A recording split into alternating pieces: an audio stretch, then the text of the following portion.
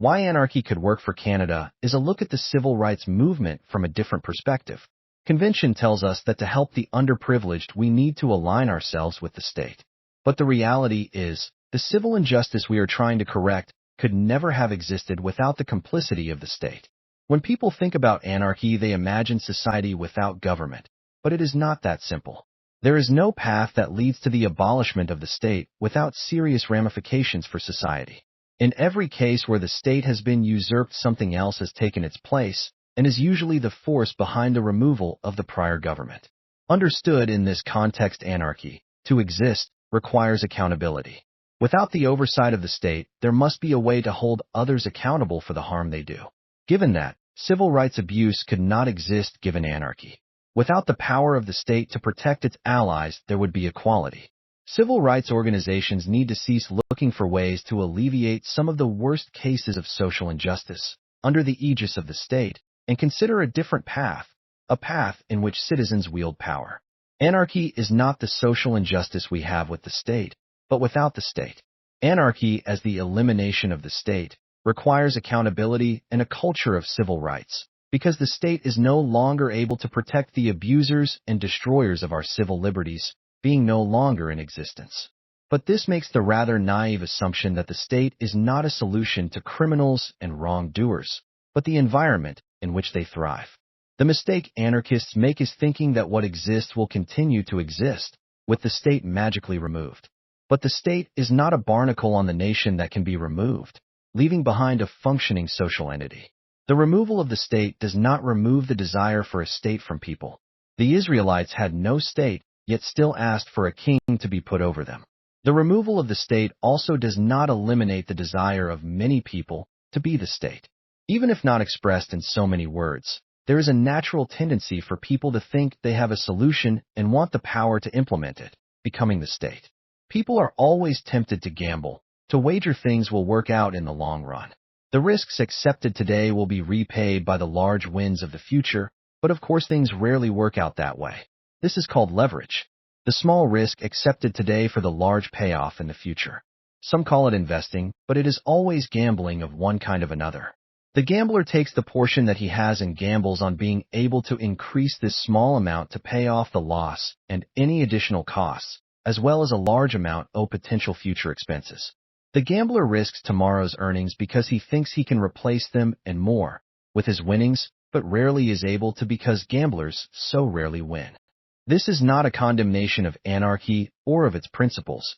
It is a criticism of its mode of implementation.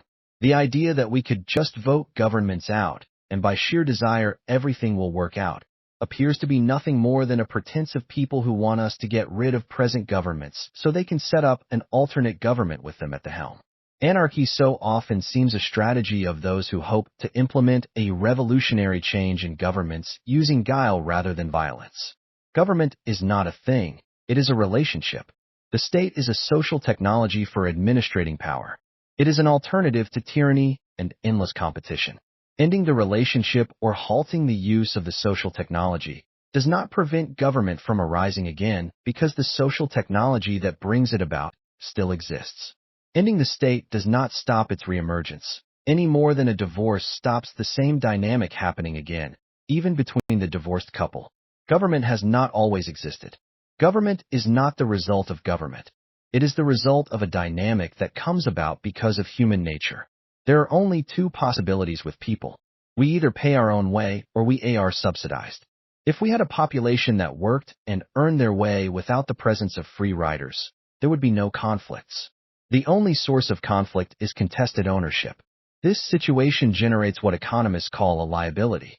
A liability is a contested asset or an asset that is claimed by two unrelated parties. This is what anarchists rail about even if they do not understand what they are doing. Anarchists assume that with the demise of the state, all liabilities would vanish. But they won't any more than they vanished when Europeans began the age of discovery. Anarchists assume that without the state, the only thing anyone will claim is the equity we create when we work and add value to assets. However, if all we do is remove the state, the claims to assets will not disappear and are likely to get worse. No rational person believes assets would not be owned and fought over regardless of the presence or absence of the state. However, the state does have a central role to play in all of this. There is an odd feature of competitions which everyone sees but tries to ignore, which it comes so society. Where there is a competition, there is, sooner or later, a winner. A winner in a conflict over assets becomes a de facto government. Anarchy is the touching but rather childish belief that where there was a contest and winners emerged, all we have to do is start the race over again, and we will get a totally different outcome.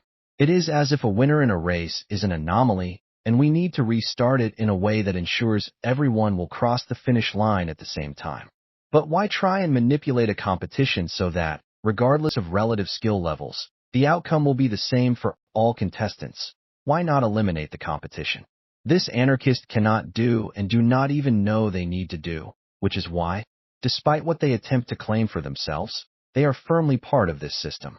Suspending the state does not actually eliminate it from the options list. It merely puts it in abeyance until there is someone able to resurrect it in a formal sense. In a less than formal sense, every gang and business is a de facto government. That it lacks the sophistication and breadth of a conventional government does not preclude it from being in the same class of objects. What really confounds anarchists is that government is not a thing in itself, but just the most predominant sample in a whole class of things, called parasites. The one thing a government cannot do is pay its own way.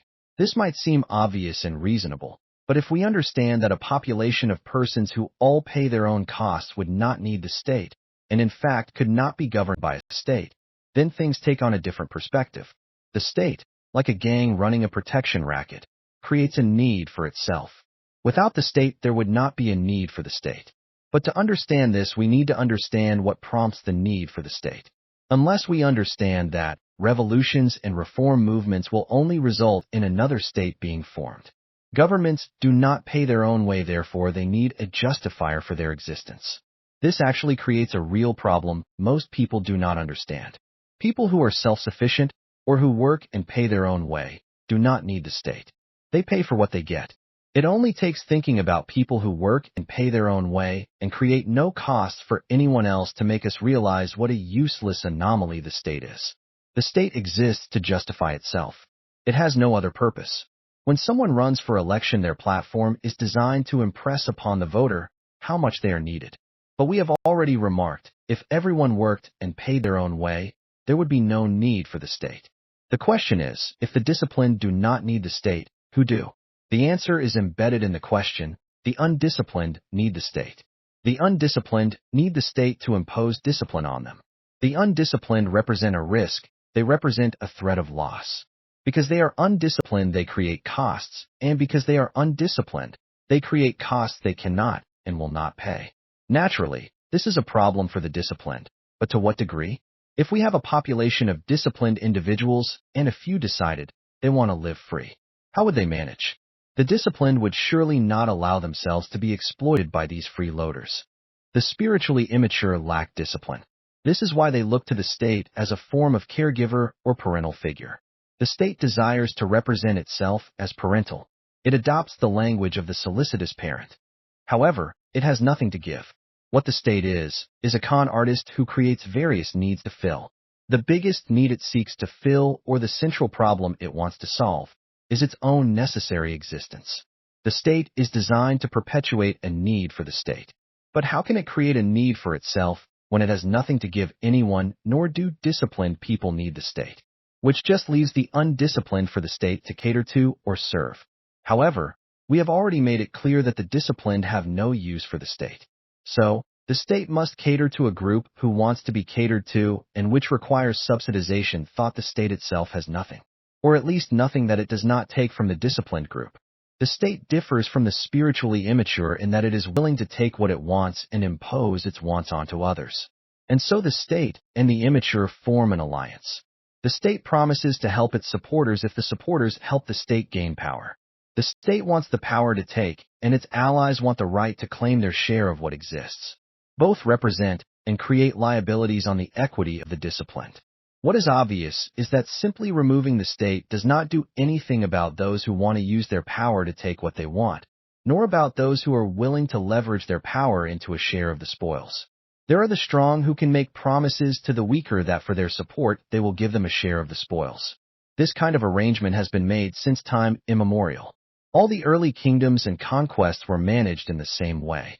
A strong Nimrodian character would align himself with a group of subordinates who would, through varying degrees of coercion, intimidation, and bribery, induce them into supporting the core group's agenda.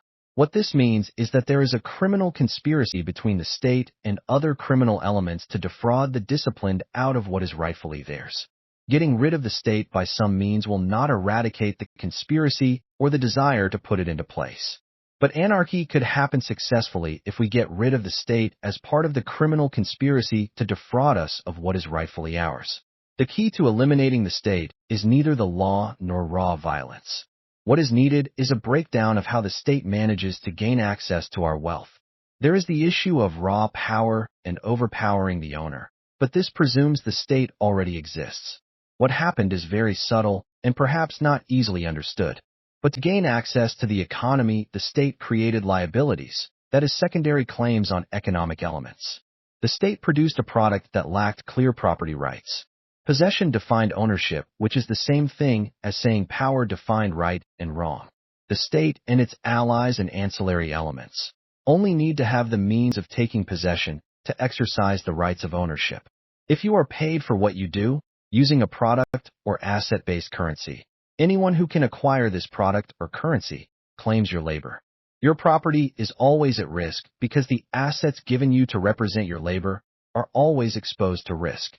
There is no way to protect what you earn if you transform your labor value into an impersonal unit of exchange. Think of it this way. When you work, you add value to assets. This added value transforms the asset into something more useful and therefore more valuable. It is impossible for anyone to claim what you created without destroying all possibility of a social order. If what you create does not belong to you, nothing created by anyone else belongs to them. But if you take 10 shells in exchange for your work, anyone can take the shells and claim them as their own. By this simple sleight of hand, which you are party to, you go from security to insecurity. An apt analogy would be taking you valuables from a private safe and putting them in one in which everyone has a key. The church was designed to protect what is God's and what belongs to his people. Ecclesia are small groups designed to thwart criminal conspiracies, especially those relating to fraud and the illicit acquiring of property.